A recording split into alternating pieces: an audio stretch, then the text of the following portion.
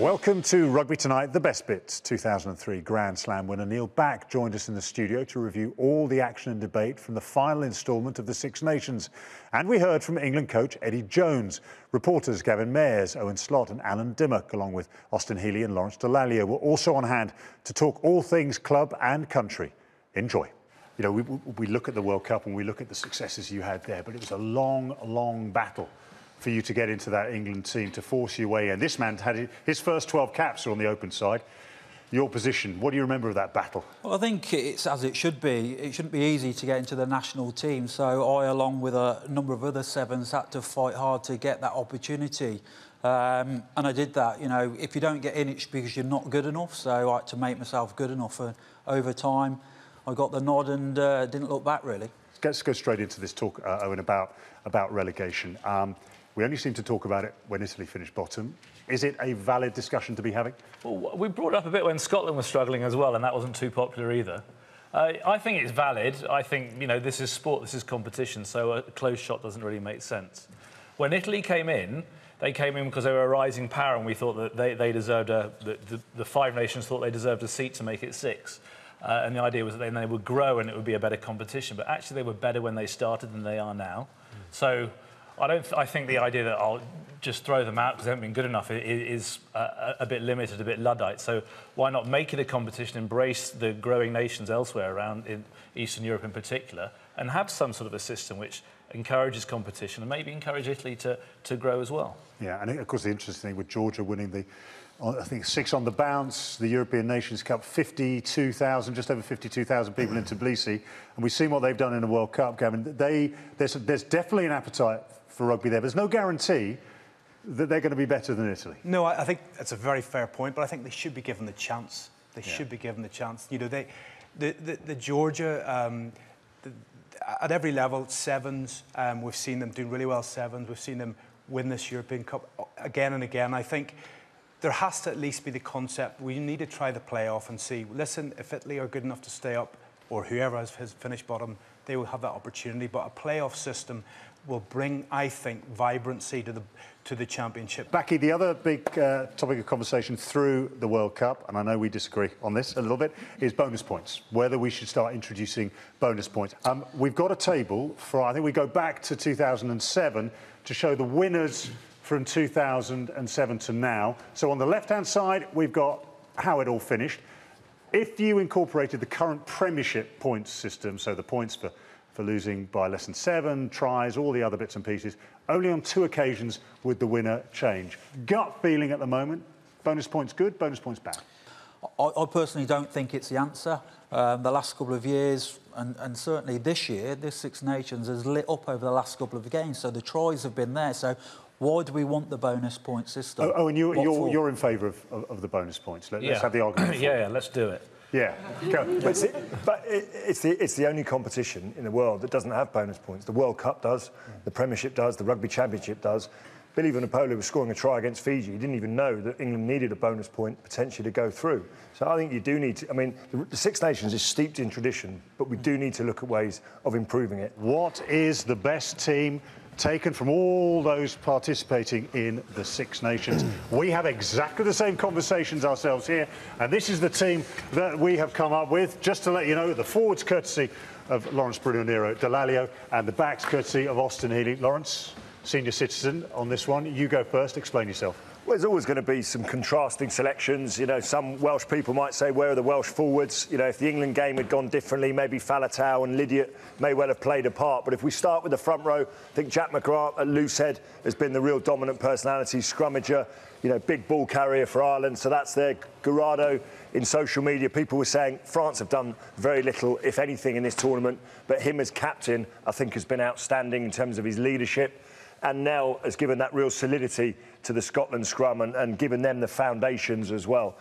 And all England second row for me, again, the likes of Alan Wynne-Jones could have come into contention, but Itoje, everyone's find of the tournament from a young player, and George Cruz, what a magnificent performance. Now working again with Steve Borthwick, I think England's set piece, as Becky was saying, has been instrumental in their success.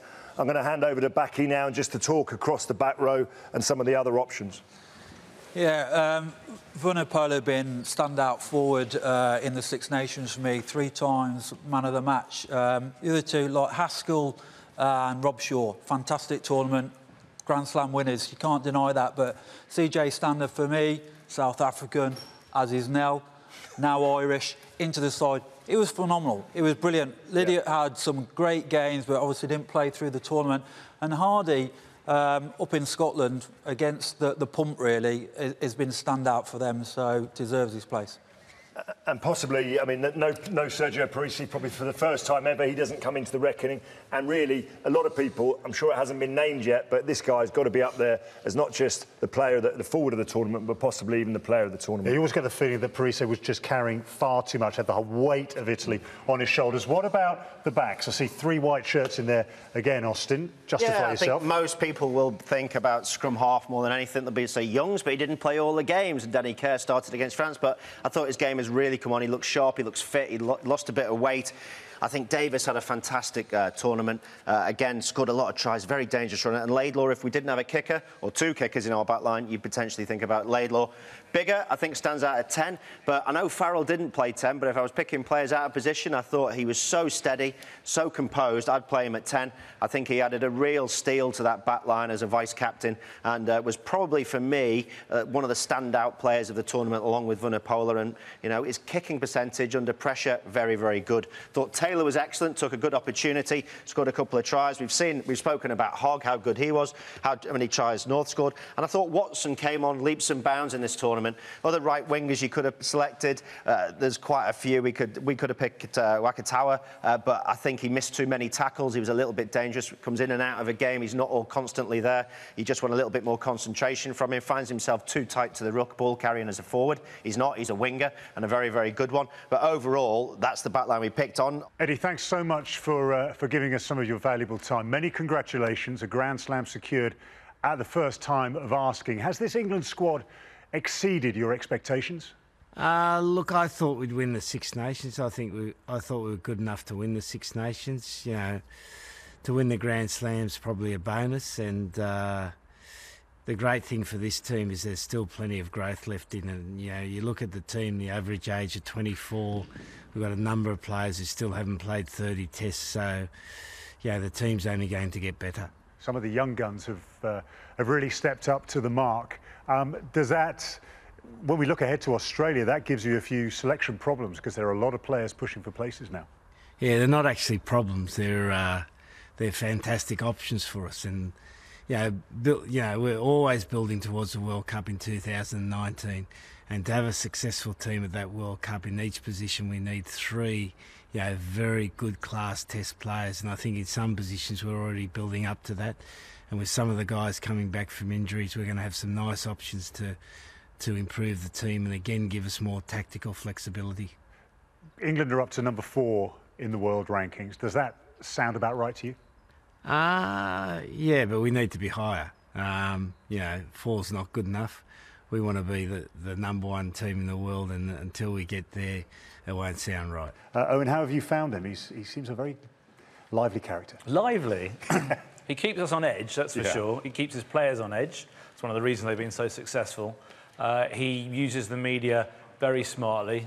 He reads everything that's written, sees everything that's broadcast, challenges people, but he uses that to get a message out.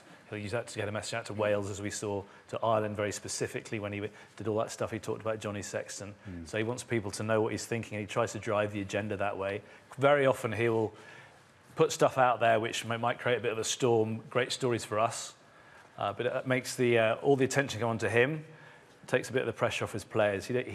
That's a very sort of Alex Ferguson type thing to do, take all that onto himself and let the players get on with it. Very smart. That's all for this week. Thanks for watching Rugby Tonight, the best bits, and don't forget to hit subscribe.